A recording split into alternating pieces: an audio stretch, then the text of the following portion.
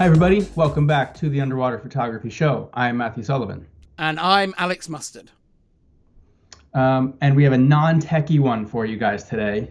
So for the people who don't want to listen to us ramble about gear and specs, maybe you'll enjoy this one today instead. Yeah, well, I was going to kick off actually before we get into the topic is finding out what you've been up to, Matt, because normally it's me jet setting and traveling the world, but you've been away, as I can see from your suntan.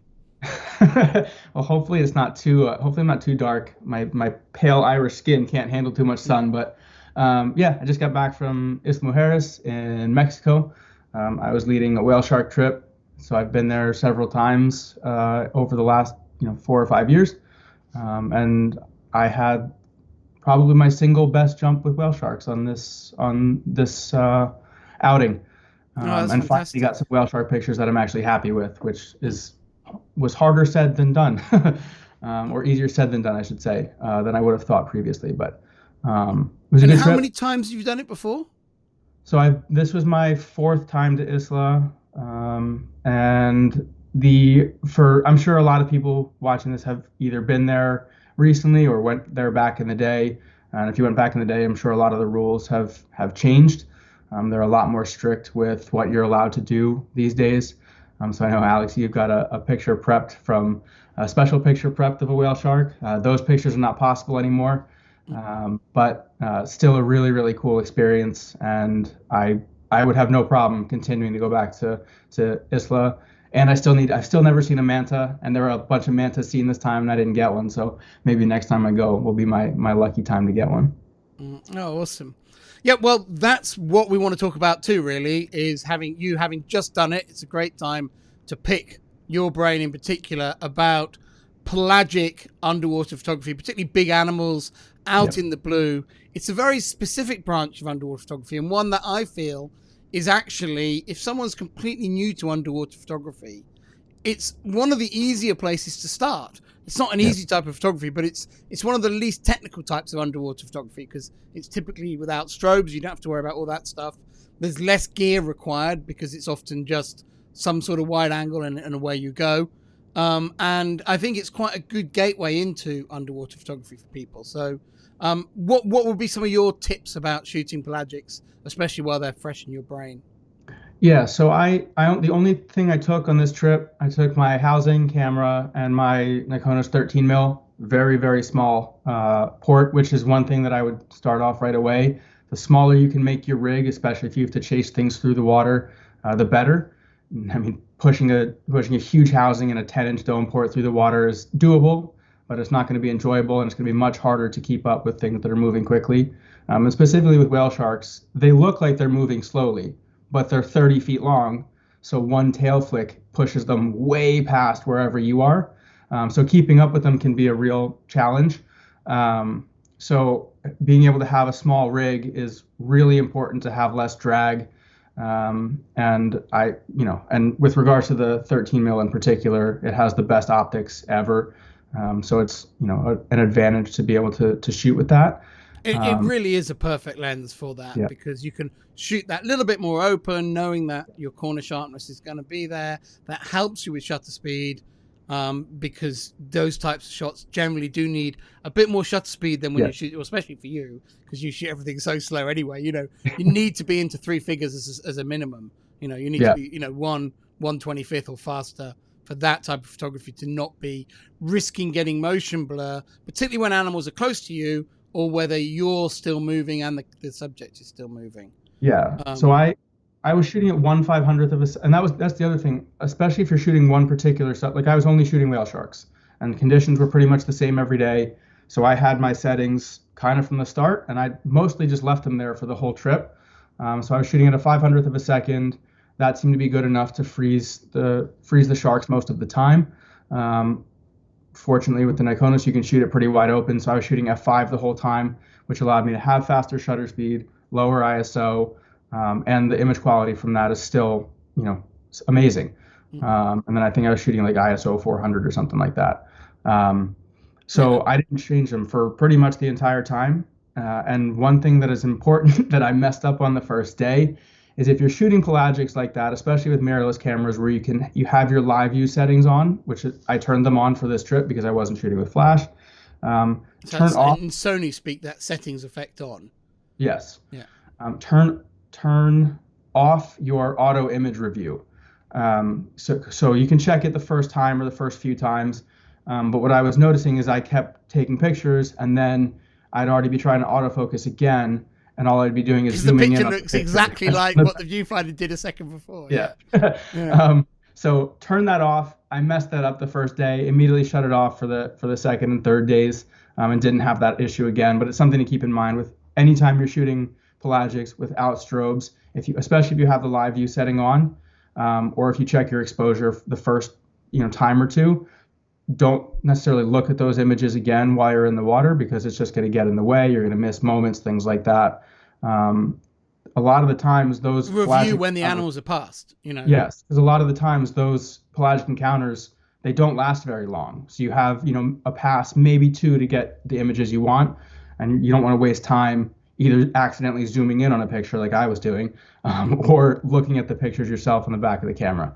The less time you have to spend fiddling around with things in those type of encounters, the better. It's much more like nature photography on land, really, in that respect. You're setting your EVF, if you're a mirrorless shooter, to kind of that what you see is what you get. So as long as your camera settings are reasonable, and it's the main one to worry about is that shutter speed. As long as your shutter speed is quick enough to freeze action, you really don't need to review your pictures, because you're seeing what they're looking like at the time, and that just frees you to shoot. A lot of the cameras now will, through the EVF, there's no blackout at all when shooting. So you've got that opportunity to play with shooting. I think you can shoot, reasonable frame rates, but nothing like the cameras are capable of. With an underwater subject, you shoot even 10 frames a second, let alone 30. And, the pictures are all identical.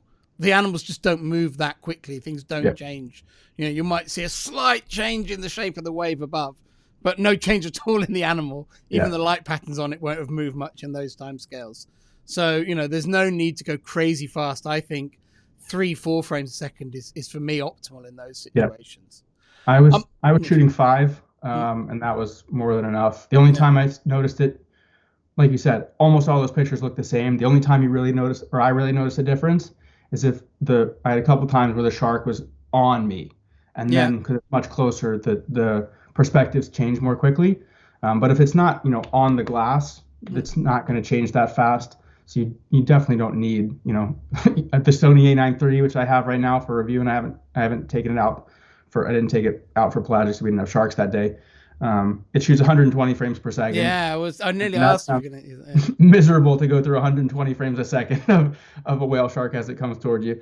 But I think it's what we've talked about before in these episodes is the fact that high frame rates are often not that useful. I think the one pelagic time you would maybe use them is bait balls, where everything is changing really, really fast. But I think for individual pelagics like whale sharks, like even groups of dolphins, but certainly whales, that 2 to 3 to 4 to 5 frames a second is more than enough.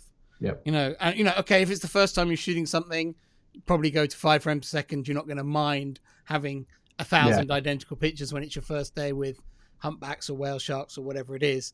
But by the time you've done a few days of it, you'll be quite happy to go to 2 to 3 frames a second and have pictures that, they're still pretty similar, but at least they're starting to be different. You talked about you using the Nikonos 13, which, is a dream lens to use in that situation. Obviously, not everyone can use that dream lens. So I would say for most other people, for Isla Mujeres, a fisheye is generally better than a rectilinear lens, although both are fine.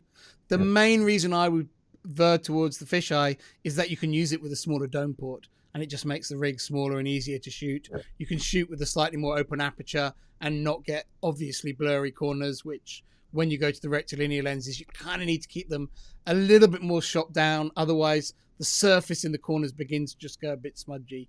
And, you often need to use a slightly bigger dome port. So, and the sharks are big anyway, so it's a good way to go. I think one lens to think carefully about with the pelagics is, so lenses like FCP and WACP are very good for pelagic action.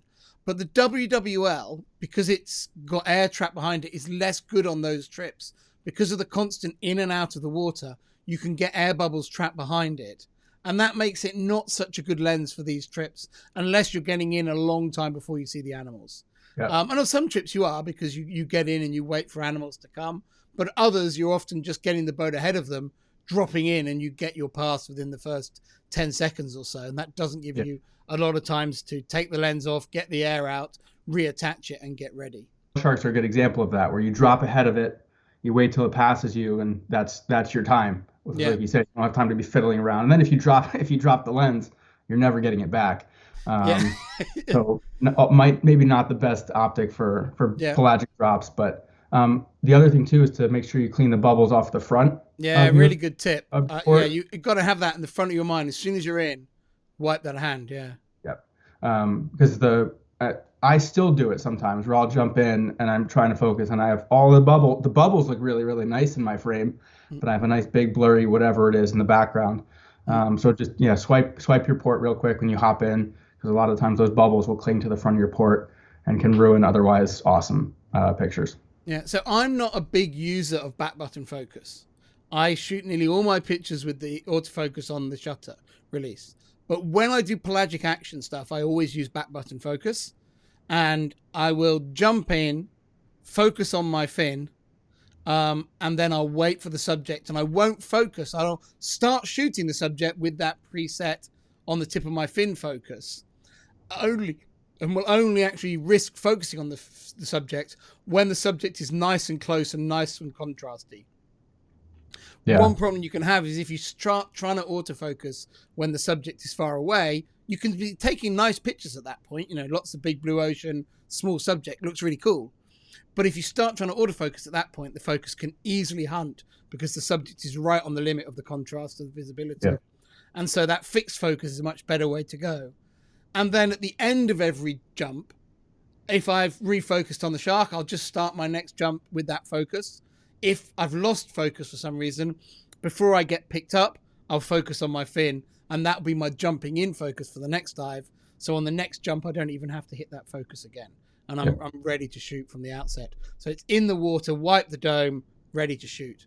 With a mirrorless camera, you've obviously got what you see is what you get on the viewfinder, on the EVF, so you're fine. With an SLR, what I'll generally do is I'll jump in and I'll just shoot a horizontal shot in the direction I'm expecting the subject to come from.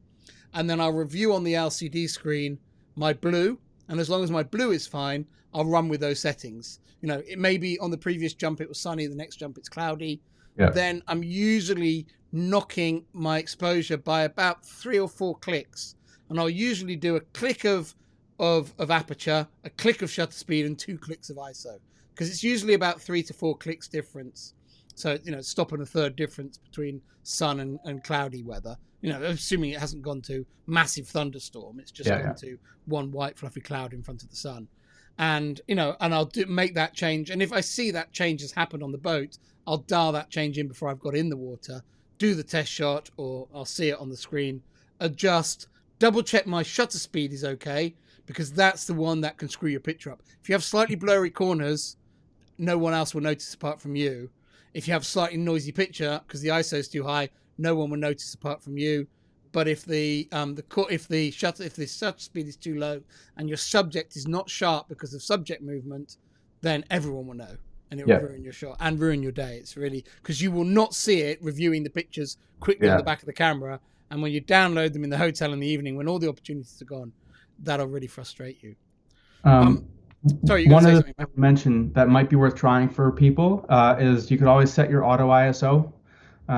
So I know I have a lot of friends who shoot like topside wildlife and birds, and they just have it set to auto ISO, and as the light changes, it is what it is. That might be another option for people if you have your shutter speed and your aperture where you want it, and the conditions above the water are changing or your direction to the animal is changing. Auto ISO can be useful. Especially if you have one of those cameras that can shoot really high ISOs with nice clean images. Yeah, I would say a couple of things I would say on that. The first is that generally for underwater pictures, you need to dial in. Matt, you've frozen. So I'm going to wait for Matt to come back and we'll carry on. Right, Alex here flying solo, completely in charge of things. I've heard from Matt, and actually the power is out in his whole neighborhood. So he's not going to be back to wind this one up, but we were almost there. So I'm going to fly solo for the end. I just wanted to point out 2 issues of using auto ISO on this. The first is that the exposure of blue water is usually darker than the exposure of blue sky. And most cameras, when they see blue, tend to think that should be bright blue like the sky. So when we're using automatic exposure modes like auto ISO in underwater shooting, it's important to dial in some underexposure into the camera to set a negative EV of somewhere between 2 clicks and 4 clicks. So that's minus 0.7 to minus 1.3 of EV. And that will help keep a good watercolor and not let the water get too bright as a background, particularly in a pelagic situation with the whale sharks.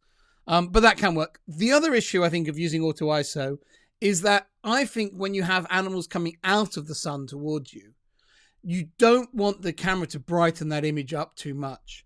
And I think when you set, even if you have, minus 1 1/3 EV set, I think it will still end up too bright, the picture. If you have a dark animal backlit coming towards you, you end up with a very bright picture which lacks the atmosphere.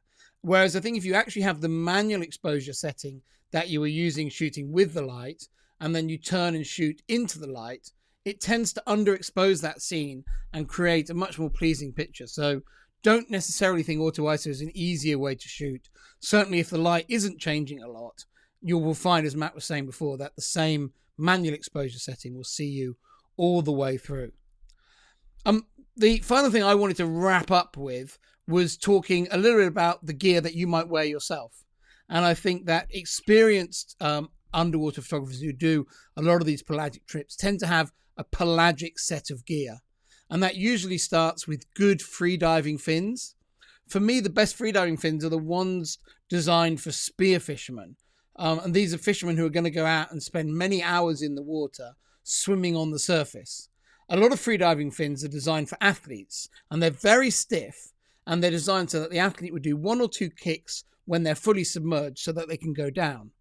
Whereas what you want is spear fisherman freediving fins, which are designed to work just as well at the surface as they are going down.